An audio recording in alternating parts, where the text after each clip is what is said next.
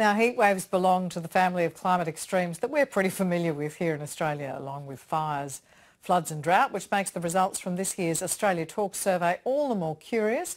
According to the data, those that said the government should take less action to tackle climate change were more likely to live in electorates identified as being at risk to climate impacts. Let's start with you, Jan Fran.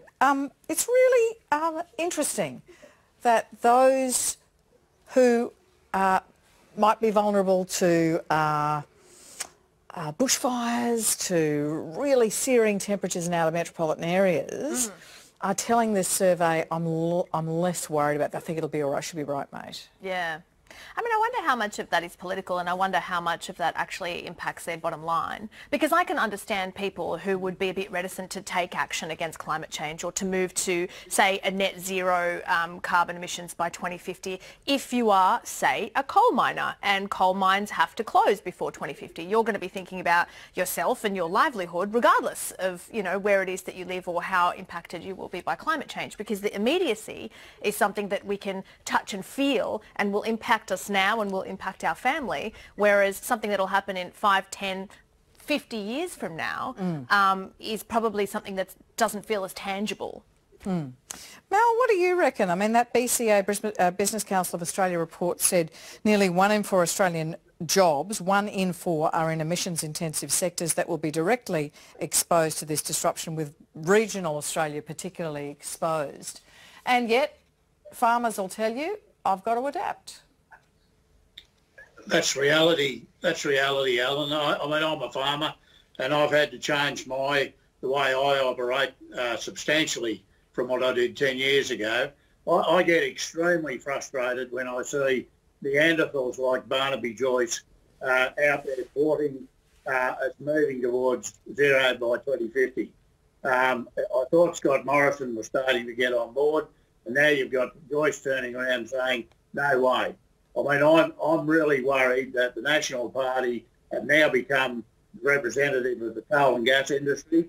I don't think they give a stuff about agriculture.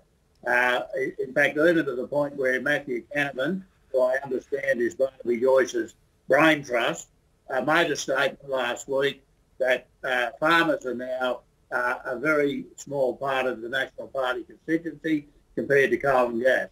So that means that in the policy discussions that occur, we get shafted to look after the coal and gas mining industry. And I can tell you that the impacts from climate variability are huge. For 2019, I went through the worst drought. I've got 150 years of records on my property.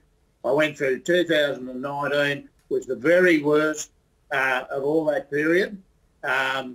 We used to laugh about 2012 when we had, on the records, they had 12 inches of rain. Well, we had 12 inches of rain in 2019. 2020 came around and I ended up getting 10 inches. So don't tell me that it's not changing. Yeah. It's changing. And idiots like bloody Joyce trying to... You've made that point. You've made that point. Let me give the last comment here to Julie Leask.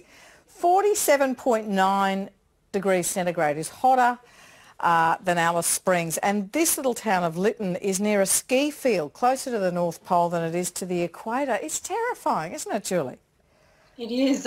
We've been there to British Columbia, and it's just hard to imagine that it could get that hot, and yet that's what we're dealing with. And, you know, in Australia, we need to be thinking about the impact of our actions on our neighbours, for example, Tuvalu, which is threatened with going underwater and is seeing regular inundation from the ocean. And that country is terribly concerned, small island nation in the Pacific.